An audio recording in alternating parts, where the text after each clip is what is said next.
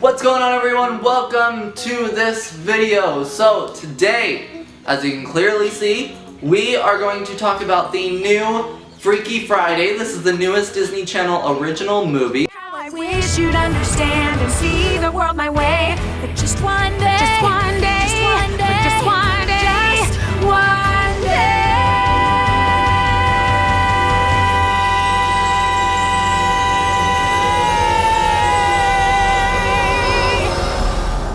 So I have the DVD here. It actually just released a few days ago on DVD, but it premiered back on August 10th, I believe. So the reason I want to talk about this particular film, I guess you could kind of consider this a review. It's really whatever. I just kind of wanted to inform a lot of people, but I'll kind of talk about what I like about it and whatever. But anyways, so this is the all-new Freaky Friday. If you don't know, it is a musical. If you have not seen it yet. Just one day, that's all we get to the story. Just one day, sunrise, sunset, then the night in all its glory. This has nothing to do with the Lindsay Lohan version or the ones before that. This is just an all-new version. But the thing is, most people don't know the source material. Most people don't know the source material for this film. Yes, it is partially based on the original book, like all the other movies, but this isn't like a remake of the Lindsay Lohan one, which everybody loves. This is actually an adaptation of the stage production that Disney has been putting on for the last 2 or 3 years now. So if you didn't know, Disney's Theatrical Productions has been putting on a production of Freaky Friday. They turned it into a musical. It is about a 2-hour long production. It has about 20 songs total within the production. I actually came across it very randomly. I just kind of saw ads for it and whatever. It was like Freaky Friday, a new cast recording, or like a new musical or whatever. And I was just kind of like, I'm just going to give it a try, just listen to it, see how it is. And I ended up falling in love with it. I fell in love with the story, because the story is a bit different for this film, although the whole body switching mother and daughter thing is still the same. How they switch bodies and everything that they go through is different compared to the previous versions. And again, it's a musical. And so I listened to the musical, the studio cast recording, over and over and over. I honestly have like every word memorized now in this whole album, and I enjoy it still to this day, just to jam out. It's one of those albums I go to and I don't know what to listen to. I'm like, I'll just play this because I know I'm going to enjoy it and I know the words and I can just jam along. So if you guys have actually not listened to the original stage production, I highly recommend either searching on YouTube. I know all the songs are on YouTube. You can search and listen to the whole complete album. I obviously recommend going through them in order because obviously you hear the story as it progresses.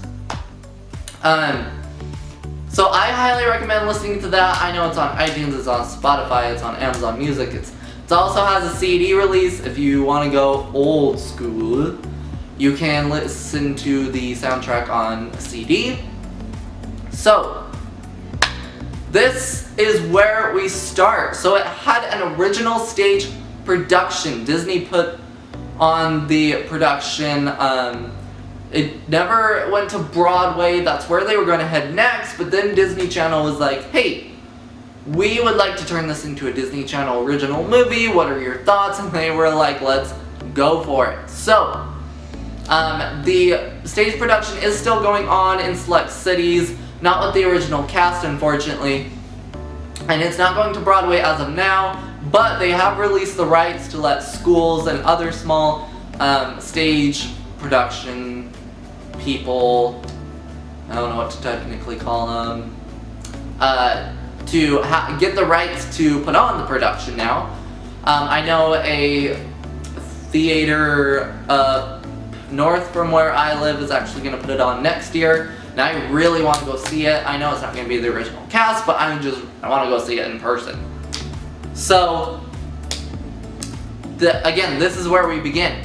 So, original stage production. So in the original stage production, the mother, who's named Catherine Blake, is played by Heidi Blickenstaff. She has been in numerous stage productions. She was in like Something Rotten. Shoot, I'm losing the name.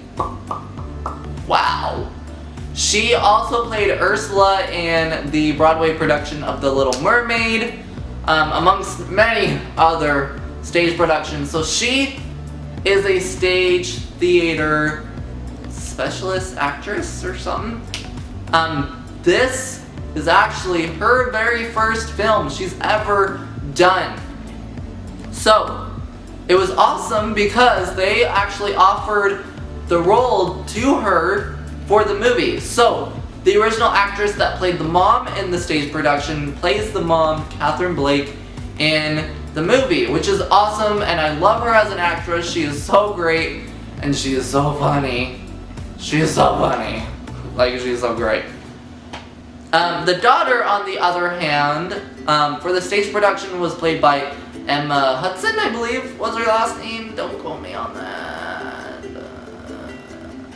And the actress who plays the daughter, who is named Ellie Blake, is played by Cozy Zulsdorf, I think is how you say her last name.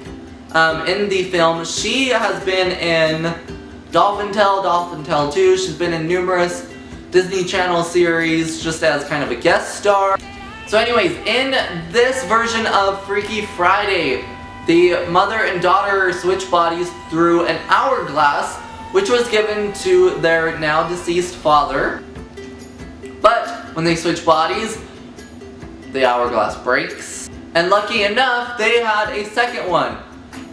Unlucky enough, the mother actually sold it, and so now it's a hunt to find the second hourglass. The nerve to get what you deserve and then fight on. You only know a place for real once you've been and gone. So like I said, this is a musical, and so within the movie we get a handful of songs. We get 10 songs in the movie. On the actual soundtrack for the movie, there are 12 songs. So 10 of the 12 total songs are from the original stage production, and then they actually wrote 2 new songs specifically for the movie. So the ones that are included in the movie that came from the original stage production is Just One Day, and then for the movie they called it The Switch, but on the original stage production it's called The Hourglass. And then I Got This, Oh Biology, Parents Lie, Go. In the movie they call this one The Switch Back, I believe, but the original stage production it was called The Other Hourglass. And then Today and Every Day, and that's all the ones that were put into the movie, but the soundtrack also included Not Myself Today, which was from the original stage production, and After All of This and Everything, which again was part of the original stage production. The 2 new songs for the film is the very beginning song, What It's Like to Be Me, and that plays during the opening credits basically, and they did this whole animated sequence for it. Feels like nobody shares what it's like to be me. Hey, hey, what it's like to be me. Hey, hey, I'm the life of my own party, so try to stop. And it's really fun, it's a really upbeat kind of song, and it kind of introduces you to the daughter since you don't have time in the movie to do quite as much as you do for the stage production. And then the other song that they wrote for the movie is At Last It's Me, and that's at the very end of the movie when the daughter, Ellie, is basically saying, I know who I am now, it took a little of you to show me who to be, and all that. So I do welcome both those songs open-heartedly you know, because I was at first kind of like, oh, really? They wrote 2 new songs, you know, for the movie? Like, why didn't they just take 2 more songs from the original stage production? But where they're placed and how they're placed, it totally makes sense. Plus, the very first song isn't like a song that they actually sing within the movie. It's just kind of a song that's playing while you're seeing all the opening credits. Now, there are a few songs from the original stage production that I'm kind of sad they didn't incorporate into the movie. One of which is Busted. I feel like that one really shows how separated the mother and daughter have become since their father has passed away. And unfortunately, it's not in the movie. They actually said that they tried to put it in, but it just didn't make sense how they were doing it. And obviously, time-wise, it was kind of hard to make sure they could get everything else in. Funny enough is almost everything from the original stage production, like whether it was a music sequence or not, they put into the movie whether it was a music sequence or not. So even though Busted wasn't in the movie, they still kind of had a sequence from that particular music sequence. Another one I do wish that they would have incorporated into the movie, which they actually did do the song and put it on the soundtrack, is After All This and Everything. So again, they did record this song and it's on the movie's soundtrack, but they didn't incorporate it into the movie. And that one is when the mother, who's actually the daughter in the mother's body, is singing to the little brother and just kind of saying like, hey, we're gonna make it through life. There's gonna be all these hardships, but we can make it after all this and everything. But that scene is still in the movie. It's just not a music sequence. It's still, she still talks to the little brother and tells him like, hey, I'm sorry, life is rough, but I promise we're gonna get through this, type of thing. So those are really my only 2 songs that I'm kind of like, oh, why didn't they keep in it? Because I feel like they really help the story.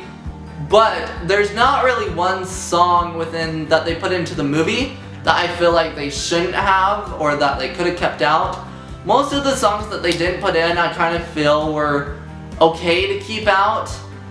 There's one when the mother who's in the daughter's body is trying to get through gym class, which I felt like that was totally a song that was okay. Didn't need to be in it because it didn't exactly help move the story along very much. But it still showed her in school, you know, kind of going through school life. But they did keep that scene in the movie. It's just, again, not a music sequence. So there are a few songs like Today and Every Day and Just One Day that they kind of altered. Well, they kind of altered almost all of them. Whether it be kind of shorten them just to save some time, or whether to change some words just because they didn't want some naughty words in the movie because kids will be watching. The changes honestly seemed reasonable, so I don't really have any complaints with what they changed. Obviously the movie is only an hour and a half long, whereas the stage production is about a 2-hour production. Now, just listening to the music though, the album is about an hour, I believe. The original stage production album is about an hour, and then the movie album, I believe, is about a half hour, so it's kind of cut in half, basically. So, for me, I'm really happy that they kept Heidi as the mom for the movie. She's a great actress. I really have fallen in love with her acting, and she does a great job playing the daughter in the stage production and in the movie. My hardest thing was having a new actress for Ellie, just because I got so used to Emma and how she was being the mother. But honestly, Cozy did very well. I still felt like it was Ellie. It just, in a way, was kind of a different Ellie. I mean, obviously, I don't know, it's hard to explain. But I still feel like Cozy did a great job, especially for the movie adaptation, because stage production and movie production is a complete different world, and so you have to have different talents for each. But I feel like she did a great job pulling off Ellie. Again, I do wish Emma would have been able to play her, but it's okay. You know, she's done her time as Ellie in the stage production. My other concern with the movie at first was the brother, whose name is Fletcher. It's played by Jason Mayborn, I believe is his name. He's in Raven's Home. I don't love him in Raven's Home, and so I was really kind of worried about him playing Fletcher in the movie. But honestly, I love how he portrayed Fletcher. They did change what Fletcher is into in the movie, because in the stage production he's into puppets, and he wants to be a puppet master and all this, puppeteer. But in the movie he is trying to become a magician, he's trying to master magic and all that, which I thought was an interesting switch. But again, they made it work so well, the changes that they made. But I felt like that Jason Mayborn played off Fletcher very well. I did enjoy his performance in the parts they did. During the Parents Lied music sequence, I'm actually very surprised with how well he acted crying. I was like, wow, like, you know, he's actually pulling this off really well, like that he's upset. So that was just a pleasant surprise with his acting for me, because again, I didn't love his acting in Raven's Home, so I was a little worried, but he did a great job in the movie, I think. So anyways, guys, I don't really know what much more to say about this. I just really wanted to inform people that we shouldn't be comparing this to previous Freaky Friday adaptions, even though that's kind of what you think to do automatically, but we have to know the source material for it before we really start judging, because this came from a stage production. It was originally a musical, and they just adapted the stage production musical into a movie musical, and I think they did very well. Obviously it's a TV movie, so there were limits for quite a bit. A lot of it had to do with time. I feel like if they could have made the movie longer, they could have done a lot more of the music sequences. But for what we got, I feel like it was such a great job. I love the movie. I still love the album. I actually made a playlist on my music where it plays the stage production song first. So like the song Just One Day, where they made it into the movie as well. I have the stage production song of Just One Day, and then the movie's version of the song Just One Day, and I alter between the songs. Anyways, I listen to that all the time, and I'm just like jamming so hard. I'm like, I get both versions in one package. So anyways, guys, thank you all for watching. I don't really know what to consider this, a review, a informative, I don't know. I just wanted to let a lot of people know that if you guys didn't know, this Freaky Friday is based off of a stage production, and it's great. So I give this movie a try, please, because it's great, and I promise you, you will fall in love with the music, because it gets stuck in my head so much. So much.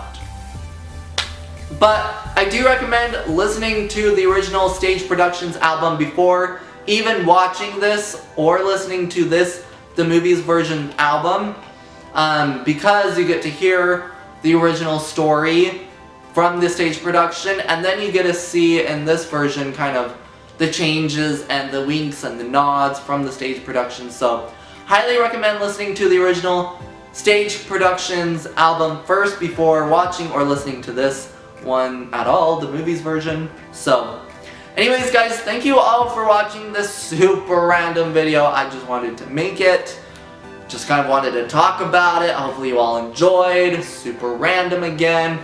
If you guys liked it, hit that like button, it's always appreciated. And if you're new here, press the subscribe button, because why not? And while you're down there, hit that little bell. That lets you know when I upload, and I'm trying to upload a lot more.